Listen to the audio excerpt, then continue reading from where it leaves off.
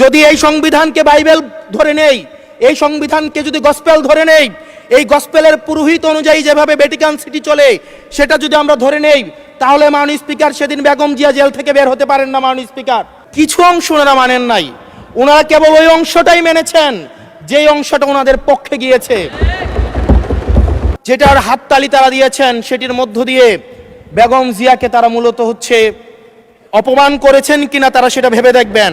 গাং পার হইলে মাঝি কোন দুলা ভাই, ছাত্ররা আপনাদের নেতাকর্মীরা গত 17 বছর ধান খেতে ঘুমাইতে হয়েছে। মাননীয় স্পিকার, কিছুক্ষণ আগে আমাদের সর্বশ্রদ্ধেয় মাননীয় সংসদ আন্দালিব রহমান পার্থ যখন বক্তব্য দিচ্ছিলেন, উনি যখন বললেন যে সংবিধান যারা ছুঁড়ে ফেলতে চায় তাদেরকে স্বাধীনতা বিরোধীর সাথে উনি অ্যালাইন করলেন, ট্যাগ করলেন মাননীয় স্পিকার। এবং তখন ট্রেজারি বেঞ্চের সম্মানিত মাননীয় মন্ত্রী যারা ছিলেন তারা সেটাকে টেবিল চাপড়িয়ে সেটাকে সমর্থন দিলেন।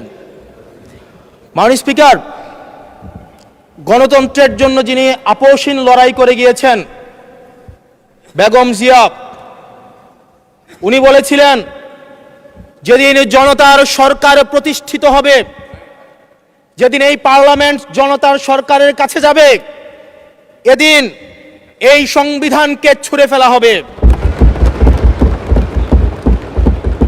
ট্রেজারি বেঞ্চের যেই মন্ত্রীরা ছিলেন তারা দীর্ঘদিন, তাদের সারা জীবন তারা বেগম জিয়ার সাথে রাজনীতি করেছেন।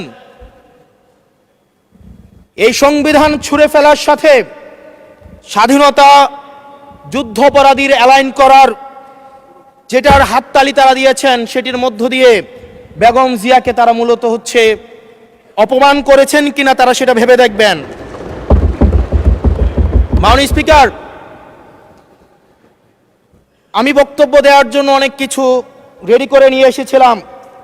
আমরা আইনমন্ত্রী বলেছেন রুশু পড়ার জন্য, তারপরে হবস পড়ার জন্য, মদিনা সনদ পড়ার জন্য পড়েছিলাম, কিন্তু আন্দালিব রহমান পার্থ সাহেব যে বক্তব্য দিয়েছেন, আমরা ক্লাস 8-9-এ যে ডিবেট করতাম সেটি রিভার্টাল দিলে 20 মিনিট সময় লাগবে। মাননীয় স্পিকার, আমি ওনার বক্তব্যের রিভার্টাল দিচ্ছি।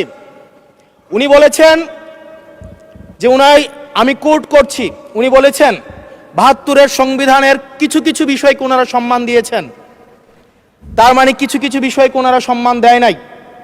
তার মানে এই অভ্যুত্থানের পরে এই সংবিধানের কিছু অংশ ওনারা মেনেছেন, কিছু অংশ ওনারা মানেন নাই, ওনারা কেবল ওই অংশটাই মেনেছেন যেই অংশটা ওনাদের পক্ষে গিয়েছে,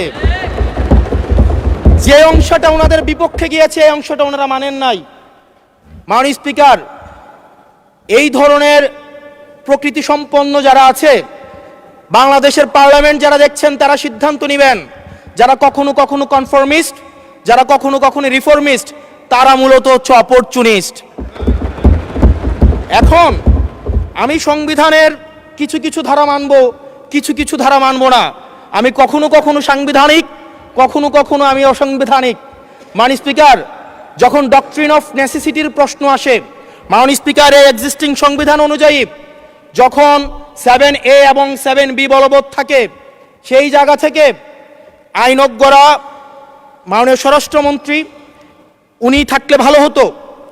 ডক্ট্রিন অফ নেসেসিটি মাননীয় স্পিকার 48-এর 3 অনুযায়ী রাষ্ট্রপতি সুপ্রিম কোর্টের মাধ্যমে একটা এই 106-এর অ্যাডভাইজরি একটা রুল আছে মাননীয় স্পিকার। এই অ্যাডভাইজরি রুলের মাধ্যমে সংবিধানের ফান্ডামেন্টাল কোনো বিষয় কম্প্রোমাইজ করা যায় না। মাননীয় স্পিকার, যদি আমি এই সংবিধান মানি তাহলে এই অন্তর্বর্তীকালীন সরকারের বৈধতা প্রশ্নবিদ্ধ হয়। মাননীয় স্পিকার, যদি এই সংবিধানকে আমি ধারণ করতে চাই, মেনে চলতে চাই, সেদিন 64 বিধি অনুযায়ী অ্যাটর্নি জেনারেল নিয়োগ দেওয়া হয়েছিল 6 আগস্ট। মাননীয় স্পিকার, এই সংসদে প্রশ্ন রাখতে চাই, তৎকালীন বর্তমান রাষ্ট্রপতি চুপ্পু, তখন বলা হয়েছে অ্যাটর্নি জেনারেল নিয়োগ দেওয়ার ক্ষেত্রে প্রধানমন্ত্রীর সাথে আলোচনা করতে হবে। সেদিন কোন প্রধানমন্ত্রীর সাথে আলোচনা করা হয়েছিল সেটা আমাদেরকে অ্যাটর্নি জেনারেল জানাবেন। যেই হিয়ারিংটা হয়েছিল এই হিয়ারিংয়ে উনি উপস্থিত ছিলেন কিনা, তখনকার সময়ের যিনি প্রধান বিচারপতি ছিলেন ওবায়দুল হক, তিনি তখন কোথায় ছিলেন, সেই রায়ের কপিটা আমরা দেখতে চাই। মাননীয় স্পিকার, মাননীয় স্পিকার, আপনি যখন বেগম জিয়াকে 6ই আগস্ট সর্বপ্রথম ছাত্র জনতা যখন সিদ্ধান্ত নিয়েছিল আর এক মুহূর্ত বেগম জিয়াকে কারাগারে থাকতে দিবে না, বেগম জিয়াকে রাষ্ট্রপতির আদেশের মধ্য দিয়ে বেগম জিয়াকে সেদিনই হচ্ছে কারাগার থেকে যেই জুলুমের মধ্যে রাখা হয়েছিল সেটা থেকে ছাত্র জনতার রায়ের মধ্য দিয়ে সেখান থেকে বের করে আনা হয়েছিল। মাননীয় স্পিকার, যদি এই সংবিধানকে বাইবেল ধরে নেই, এই সংবিধানকে যদি গসপেল ধরে নেই, এই গসপেলের পুরোহিত অনুযায়ী যেভাবে ভ্যাটিকান সিটি চলে সেটা যদি আমরা ধরে নেই, তাহলে মাননীয় স্পিকার সেদিন বেগম জিয়া জেল থেকে বের হতে পারেন না। মাননীয় স্পিকার, সেদিন বেগম জিয়া জেল থেকে বের হয়েছিল অভ্যুত্থানের জনরায়ের ভিত্তিতে। মাননীয় স্পিকার, আপনারা বলছেন আপনারা ঠিক সেই জায়গায় আপনারা সংবিধানকে আপনারা মানছেন যেই জায়গায় সংবিধান থেকে আপনারা বেনিফিটেড হবেন। মাননীয় স্পিকার, গ্রামের ভাষায় কথা আছে, বলতে চাই না, যে গাং পার হইলে মাঝি কোন দুলা ভাই। ছাত্ররা, আপনাদের নেতা কর্মীরা গত 17 বছর ধান খেতে ঘুমাইতে হয়েছে, ত্যাগ তিতিক্ষার মধ্য দিয়ে যেতে হয়েছে। মহাসচিব কান্না করে বলেছে তাদের নেতা কর্মীরা ঢাকায় এসে রিক্সা চালিয়ে জীবন নির্বাহ করত। আজকে লক্ষ লক্ষ নেতা কর্মী তাদের রক্ত দিয়েছে। ফ্যাসিবাদ বিরোধী প্রত্যেকটি রাজনৈতিক দল, কোন রাজনৈতিক দলকে বিশেষভাবে আমি আলাদা করতে চাই না, ফ্যাসিবাদ বিরোধী প্রত্যেকটি রাজনৈতিক দলের রক্ত শ্রম ঘামের মধ্য দিয়ে এই হাসিনার পতন হয়েছে।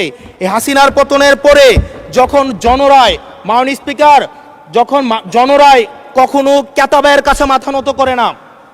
এটা ভ্যাটিকান সিটি নয় যে গসপেল অনুযায়ী হচ্ছে দেশ পরিচালিত হবে।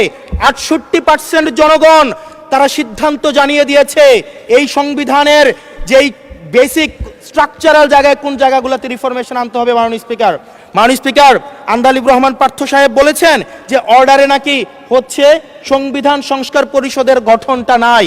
উনি যদি একটু পরিশ্রম করতেন, জাস্ট একটা পাতা উল্টাইতেন, একটা পাতা পরেই বলা হয়েছে সংবিধান সংস্কার পরিষদ গঠন যদি জয়যুক্ত। ধন্যবাদ মাননীয় সদস্য, ধন্যবাদ।